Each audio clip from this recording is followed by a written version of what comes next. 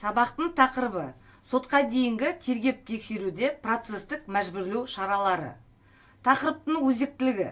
Мәжбүрлеу шаралары бұл қылмыстық іс жүргізу заңында көзделген сот әділдігінің міндеттері мен тергеу жетістіктеріне жету мақсатында күдіктінің айыпталушының құқығын шектейтін іс бойынша қылмыстық процесті жүргізуші органның әрекеттері мен шешімдері.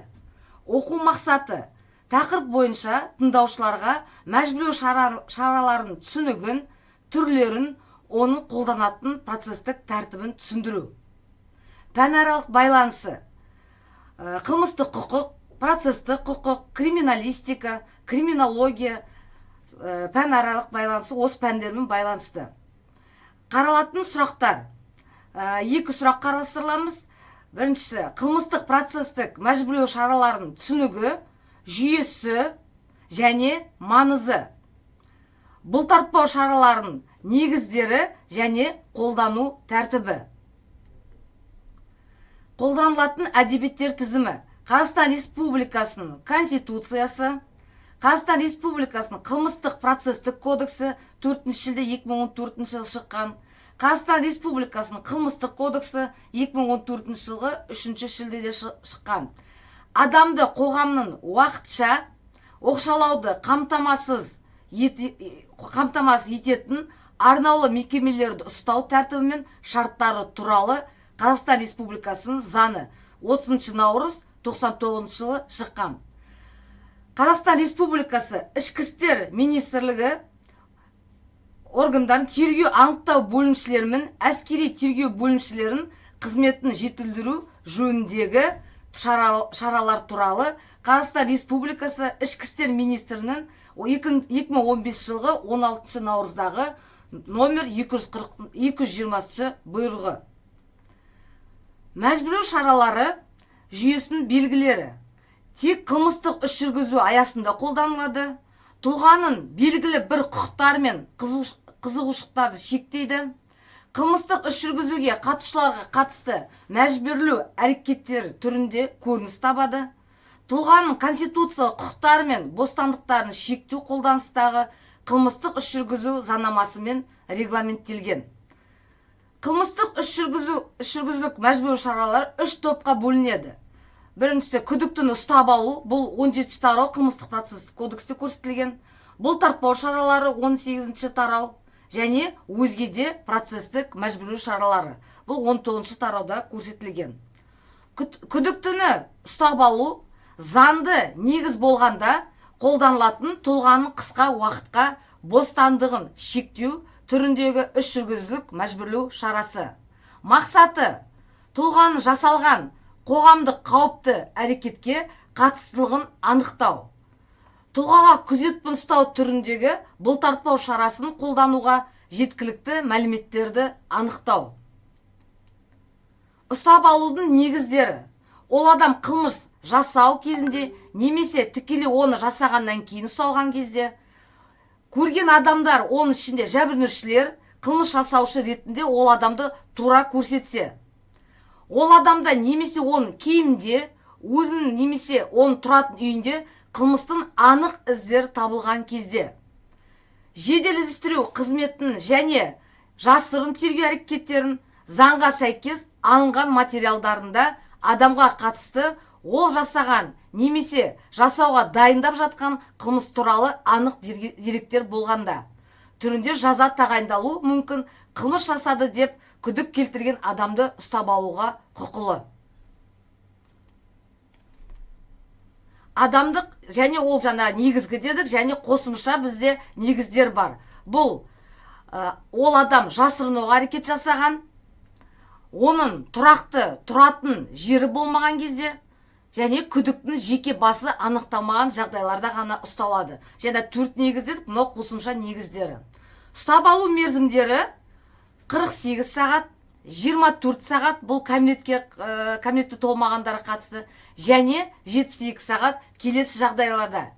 Бұл аса ауыр қылмыс жасады деген күдік бойынша, террористік немесе экстремистік қылмыс жасады деген күдік бойынша, жаппай тәртіпсіздіктер барысында қылмыс жасады деген күдік бойынша, қылмыстық топ топтың құрамында қылмыс жасады деген күдік бойынша кәмелетке толмағандардың жыныстық тиіспеушілігіне, сондай-ақ адамның өліміне әкеп соқтырған қасақана қылмыстарға қарсы есірткі құралдарының, психотроптық заттардың, прекурсорлардың және олардың аналогтарының заңсыз айналымына байланысты қылмыстар жасады деген күдік бойынша қашықтағы немесе тиісті қатынас жолдарының болмауы салдарынан, сондай-ақ төтенше жағдай немесе төтенше жағдайында адамды тергеу судьясының уақытылы жеткізуді қамтамасыз ету мүмкін болмаса, бұл ерекше жағдайларда мына 72 сағат біздер ұстап алуға болады.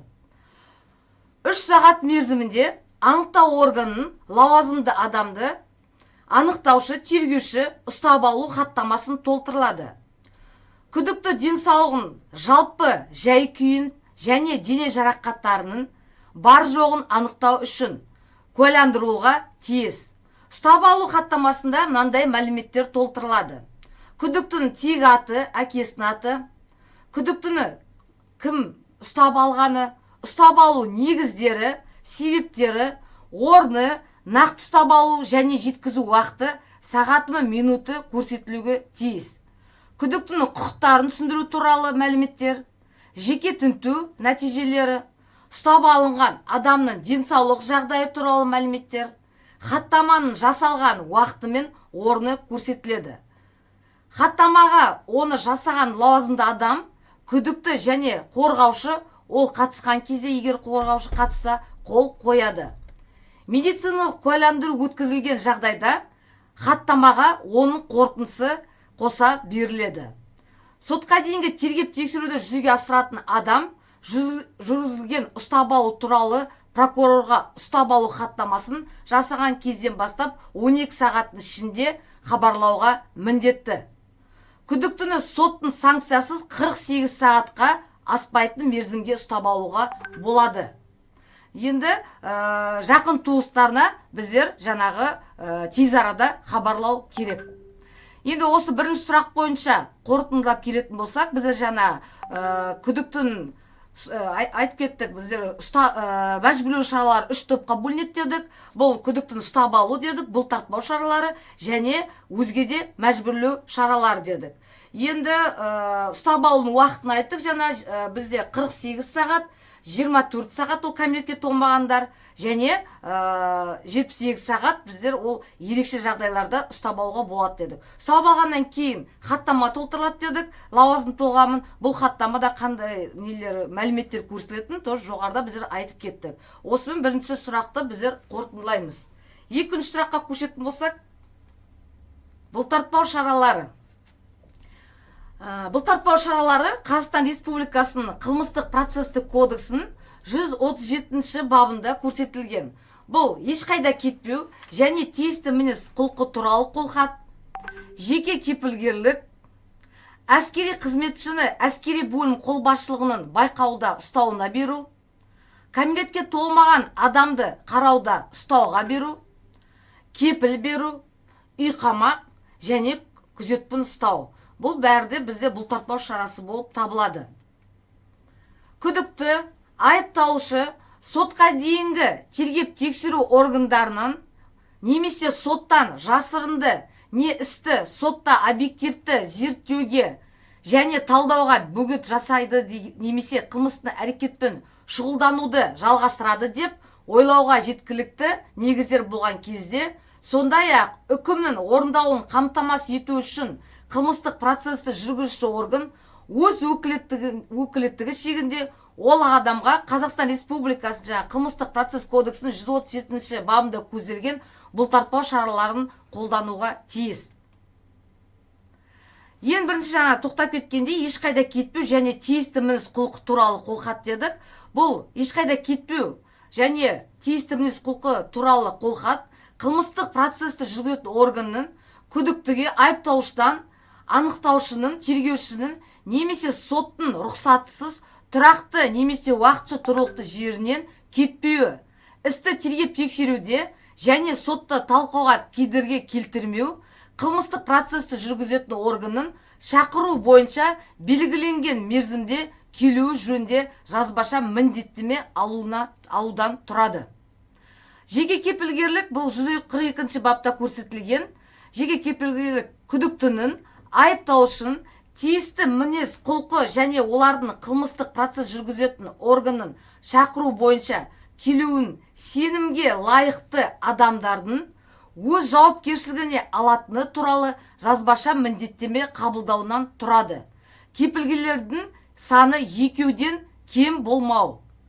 Бұлтартпау шарасы ретінде жеке кепілгерлікті таңдауға кепілгерлердің жазбаша өтініш хаты бойынша және өзіне қатысты кепілгерлік беріліп отырған адамның келісімін ғана жол беріледі. Кепілгерлер және кепілгерлік туралы қолхат беріледі. Онда ол өз кепілгерлер болып отырған адамға қатысты күдіктінің мәні, күдікті айыпталушының алдын алу үшін осы бұлтартпау шарасы қолданылған әрекеттерді жасаған жағдайда кепілгерлердің өзіне ақшалай өндіріп алуды қолданудан тұратын жауапкершілігі түсіндірілуге тиісті. Кепілгерлер қылмыстық іс бойынша іс жүргізудің кез келген сәтінде кепілгерліктен бас тартуға құқылы. Бұл жағдайда бас тартқан кезден бастап 48 сағат ішінде күдіктіге айыпталушыға қатысты 136 бап бойынша бірінші бөлігінде талаптарын ескере отырып, өзге бұлтартпау шарасын таңдауға тиісті. Күдікті айыпталушы алдын алу үшін жеке кепілгерлік қолданылған әрекеттерді жасаған жағдайда сот әрбір кепілгерлерге осы 160 бабында көзделген тәртіппен ақшалай өндіріп алуды қолдануға мүмкін. 143 бапта әскери қызметшіні әскери бөлім қолбасшылығын байқауда ұстау. Бұл жаңағы әскери қызметшілері қолданылады. Әскери бөлім қолбасшылығын әскери қызметшілер немесе оқу жиынына шақырылған әскери міндеттелер болып табылатын күдіктілерді, айыптаушыларды байқауда ұстауы Қазақстан Республикасының қарулы күштерінің басқа да әскерлері мен әскери құрылымдарының жарғылы көзделген және осы адамның тиісті мінез құлқын және оны қылмыстық процесс жүргізетін органын шақыру бойынша келуін қамтамасыз ете алатын шаралардың қолданудан тұрады. Әскери бөлімнің қолбасшылығына осы бұлтартпау шарасы таңдалған күдіктінің мәні туралы хабарланады. Әскери бөлімнің басшылығы осы бұлтартпау шарасын таңдаған органға байқауда ұстаудың орнатылғаны туралы жазбаша хабарлайды. Күдікті айыпталушы алдын алу үшін осы бұлтартпау шарасы таңдаған әрекеттерді жасаған жағдайда әскери бөлімнің қолбасшылығы ол туралы осы бұлтартпау шарасын таңдаған органға дереу хабарлауға міндетті. Өздеріне жүктелген байқауда ұстау жөніндегі міндеттердің орындалмауына кінәлі адамдар заңнамада көзделген тәртіптік жауаптылыққа тартылады. Осы бұлтартпау шарасы қолданылған кезінде күдікті айыпталушыны жауынгерлік кезекшілікке, жауынгерлік немесе қарауыл қызметінің, гарнизон нарядын немесе бөлімнің тәуліктік наряд құрамына қызмет атқаруға тартуға жол берілмейді. Кәмелетке толмаған адамды қарауда ұстауға беру. Бұл 144 бапта көрсетілген. Кәмелетке толмаған адамды ата-анасының, қорғаншыларының, қамқоршыларының немесе басқа да сенімге лайықты адамдардың, сондай-ақ ол тұрып жатқан бала құқықтарын қорғау жөнінде функцияларды заңға сәйкес жүзеге асыратын ұйым әкімшілігін қарауда ұстауына беру. Көрсетілген адамдардың қайсы бірін өзіне кәмелетке толмаған тиісті мінез құлқын және оның қылмыстық процесс жүргізетін органның шақыру бойынша келуін қамтамасыз ету. Оның ішінде оның үйінде тыс жерде болуын шектеу және қылмыстық процессті жүргізетін орган рұқсатсыз басқа жерге баруына жол бермеу жөнінде жазбаша міндеттеме қабылдануға тұрады. Кәмелетке толмаған адамды ата-анасын және басқа да тұлғалардың қарауда ұстауына беру олардың жазбаша өтініш хаты бойынша ғана мүмкін болады. Кәмелетке толмағанды қарауына тұлғалар өздері қабылдаған міндеттемелерді орындамаған жағдайда Қазақстан Республикасының қылмыстық процесс кодексінің 160 бабында көзделген тәртіппен ақшалай өндіріп алу қолданылуы мүмкін. 145 бапта кепіл бұлтартпаушы көрсетілген. Кепіл сотқа дейінгі тергеп тексеруді жүзеге асыратын адамның прокурордың немесе соттың шақыруы бойынша оларға күдіктінің айыпталушының келуі жөніндегі міндеттерін орындауын қамтамасыз ету үшін сот депозитіне күдіктінің айыпталушының өзінің не басқа адамның ақша енгізуден тұрады.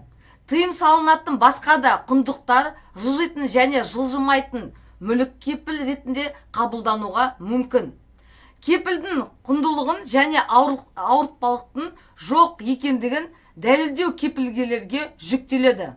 Аса ауыр қылмыстар жасады деп күдік келтірілген адамдарға қатысты осы 148 бапта 9 бөлігінде көзделген жағдайларда кепіл қолданылмайды.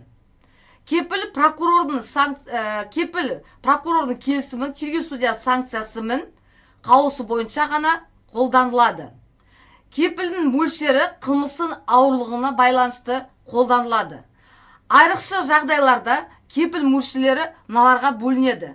Асырауда кәмелетке толмаған балалары, қарт анасы, мүгедек туыстары бар, сондай-ақ қорғанышы және қамқоршы болып табылатын адамдарға, тұрақты табыс көзі жоқ адамдарға, халықтың әлеуметтік жағынан әлсіз топтарына жататын, сондай-ақ бюджет есебінен әртүрлі әлеуметтік көмек түрлерін алатын адамдарға, кәмелетке толмағандар мен зейнеткерлік жастағы адамдарға қатысты төменгі мөлшерлердің өз мөлшерлерде қолданылуы мүмкін, не осы сомаға баламалы өзге мүлік қабылдануы мүмкін. Енді соңғы ең қатаң бұлтартпау шарасы күзетпен ұстау. Ол жаңағы соңғы күзетпен ұстау бұлтартпау шарасы ең қатаң бұлтартпау шарасы болады. Күзетпен ұстау бұл мерзімі күдікті айыпталушыға қатысты қолданылады. Мерзімі 2 айдан 18 айға дейін, кәмелетке толмағандар 2 айдан 6 айға дейін. Күзетпен ұстау тек қана ол прокурордың келісімі керек және тергеу судьясының санкциясымен қолданылатын бұлтартпау шарасы. Үй қамақ бұлтартпау шарасы, бұл жасы үлкен, егер денсаулығына байланысты, егер жасөспірім балдары болған кезде қолданылатын бұлтартпау шарасы. Бұл жерде күнне 2 рет күндізгі уақытта, кешке 1 рет тексеруге болады. Ол да тек тергеу соттың несімен, санкциясымен қолданатын бұлтартпау шарасы. Шақырған кезде уақытылы келу керек. Енді осымен екінші сұрақты біздер қорытындайтын болсақ, бұлтартпау шаралардың біздер жаңа түрлерін қарадық. Бұл 137 бапта көрсетілген 7 түрі бар.